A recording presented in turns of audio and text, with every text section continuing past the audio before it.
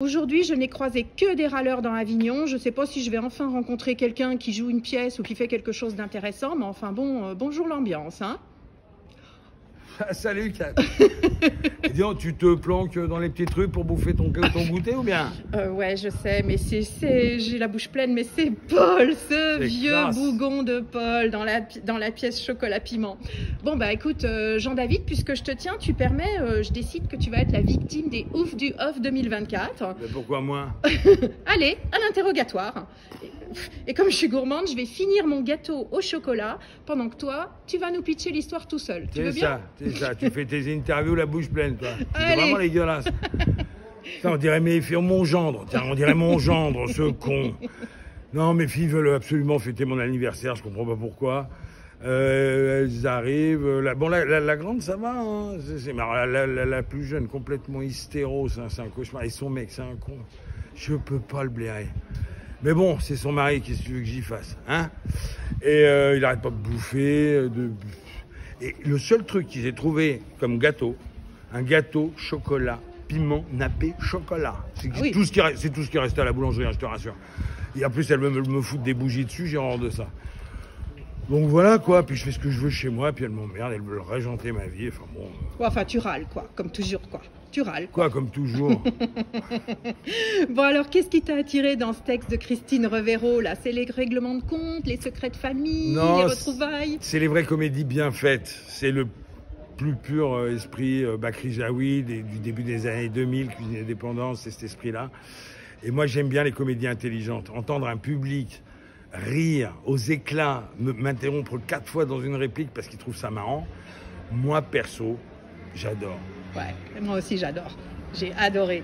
Alors quel est le secret selon toi d'une comédie vraiment réussie? Est-ce que c'est le fait de rire justement de ce qui arrive à une autre famille qu'à la nôtre? Parce que chez nous, ça nous ferait pas rire.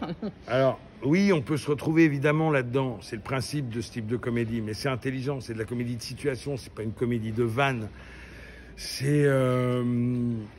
C'est du quotidien, mais tellement bien écrit, c'est ciselé. Christine Revéro a été nommée au Molière pour l'écriture. Évidemment, je ne faisais pas partie de la distribution à l'époque, en 2007. Mais oui, il y a de l'intelligence. Et les situations se font et se défont. Il y a plusieurs histoires dans l'histoire. Et du coup, on rit de choses qui peuvent nous arriver. C'est cathartique, le rire. Ouais, et en effet, on est captivé du début à la fin, ça c'est vrai. David Tesser a réussi, par sa mise en scène, à me replonger moi en enfance. On est en plein dans les années 70, cuisine en formica. Est-ce que ça faisait partie du texte ou est-ce que c'est...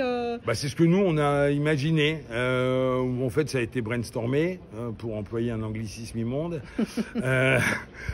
On a fait une salade de cerveau tous ensemble, c'est vachement mieux.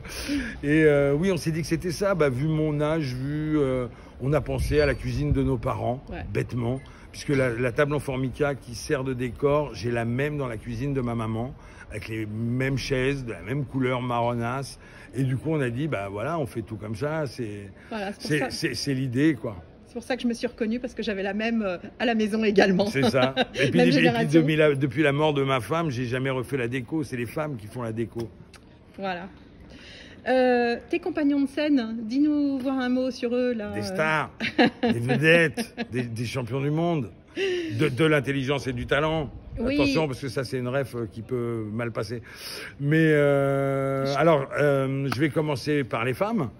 Quand même, ça se fait. Alors Aurélie, qui est aussi notre productrice, a un pouvoir comique. Il faut savoir qu'il y a quand même 2 Augustes et 2 clowns blancs dans l'histoire. Les 2 Augustes sont Aurélie Treilloux et Anthony Allard. Aurélie, donc aussi notre productrice, qui joue ma fille cadette. Anthony qui joue son mari, qui est un pauvre con. Ah oui, et qui est aussi drôle sur scène qu'il est discret à la vie. Voilà, Aurélie, c'est pareil, c'est une femme toute douce, toute charmante, et qui là pète les plombs complets.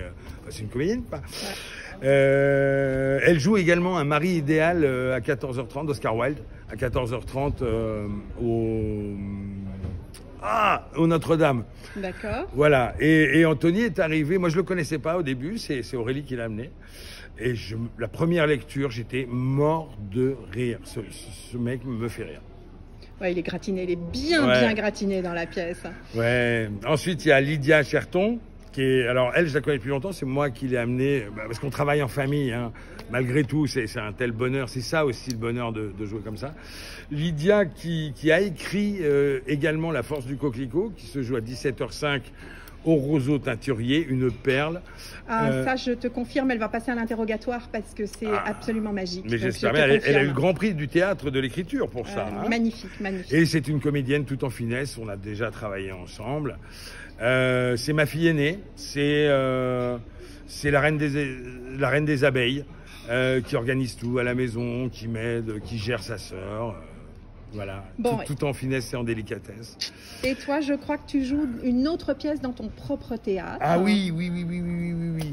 Alors, à part le Patriarche, peau de miel au cours duquel tournent les abeilles dans Chocolat Piment, je joue à mon bébé. Mon bébé, une pièce que je joue depuis 3 ans. Ça va être la dernière année cette fois, je crois. On part en tournée, mais voilà. Ça s'appelle La Parenthèse du Mimosa. C'est écoutez, c'est excellent aussi, je vous invite à aller le voir parce que je la connais, donc elle est excellente aussi et merci. Je vais la chroniquer sous 48 heures. Vous suivez Kat et vous verrez la chronique de La Parenthèse qui se joue à 18h30 à l'Optimiste. Voilà, et puis pour Chocolat Piment, tu nous répètes l'heure et le lieu. Chocolat Piment, c'est 12h35 le Cabestan. Attention, c'est vite complet.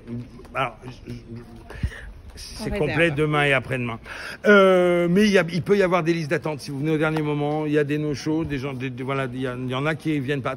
Il y a toujours une petite chance de rentrer, donc vous pouvez. Et sinon, vous réservez pour jeudi, vendredi, samedi, dimanche. Il reste des places. Et au Cabestan, on peut manger un petit bout à côté. Donc on espère chez Jacqueline, ma copine. On espère trouver de la tarte chocolat piment. Je vais en parler à Jacqueline dès que je monte demain.